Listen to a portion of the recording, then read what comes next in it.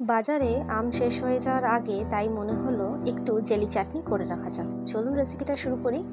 কড়াই দিয়ে দিলাম সর্ষের তেল, তাতে দিলাম ওই 1 চুটকির মতো সর্ষে আর দিলাম 2টো শুকনো লঙ্কা ফোড়ন।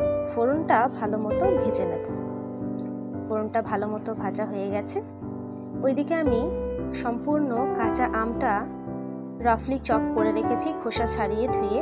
তারপর মিক্সির বাটিতে আমি পেস্ট করে নেব, একটা ফাইন পেস্ট করে দিয়েছি। ফোড়নটা ভালো মতো ভাজা হয়ে গেলে দিয়ে দিলাম পেস্টটা তেলের মধ্যে। আমার এই ছোট্ট চ্যানেলে যারা নতুন, অনুরোধ থাকবে চ্যানেলটিকে সাবস্ক্রাইব করে পাশে থাকা বেল আইকনটা ক্লিক করে অল নোটিফিকেশনটাকে অন করে দেবেন। আর পরবর্তী ভিডিওতে কিসের রেসিপি দেখতে চান আমাকে অবশ্যই জানাতে ভুলবেন না। আমি সেই রেসিপির ভিডিও নিয়ে যত শীঘ্রই সম্ভব আপনাদের কাছে হাজির হয়ে যাব। আমের পেস্টটাকে 1 মিনিট নেড়েচেড়ে নেওয়ার পর বাটি ধোয়া জলটাও দিয়ে দিলাম, ভালো করে যেন মিক্স করতে পারি বা ভালো করে যেন কষিয়ে নিতে পারি আমটিকে। এই আমটা জেলি করে নিতে অনেকক্ষণ সময় লাগবে, তাই আপনাকে কন্টিনিউয়াসলি নাড়িয়ে যেতে হবে হাতা, খুন্তি যা কিছুর সাহায্যে। তাছাড়া কিন্তু তলায় আটকে যেতে পারে। 5 থেকে 7 মিনিট নেড়েচেড়ে নেওয়ার পর দিয়ে দিলাম 1 ঠেলা গুড় ভেঙে, আর দিলাম ওই 2 কাপের মতো চিনি। তবে আপনাদের কাঁচা আমটা কতটা মিষ্টি বা কতটা টক তার উপরেই ডিপেন্ড করবে কিন্তু এই গুড় বা চিনির পরিমাপটা। মিক্স করতে করতে অনেকটাই জল ছেড়ে এসছে গুড় থেকে। যদি মনে হয় যে বেশি জল ছাড়লো না, তবে আপনারা আরও 1 কাপ জল অ্যাড করতে পারেন। দিলাম সামান্য মতো নুন।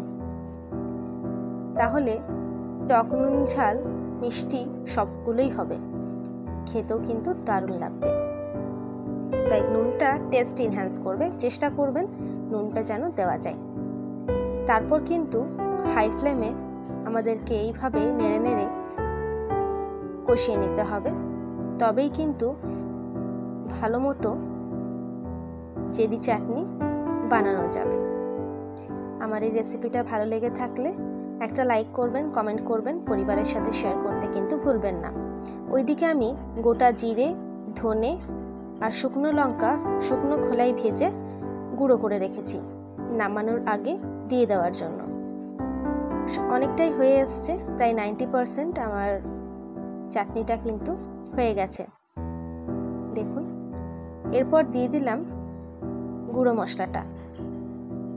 এই গুঁড়ো মশলাটা দেওয়ার পর বেশি জাল দেওয়ার প্রয়োজন নেই, ওই 2 মিনিটের মতো জাল দেব। তারপর ঠান্ডা হতে রেখে দেব। তারপর দেখবেন ঠান্ডা হলে কিন্তু একদম পিস পিস করে কাটতে পারবেন, আর একদম সম্পূর্ণ মনে হবে যেন জেলি খাচ্ছি। ভাতের সাথে বা আপনি চাইলে পাউরুটির সাথে লাগিয়েও খেতে পারেন।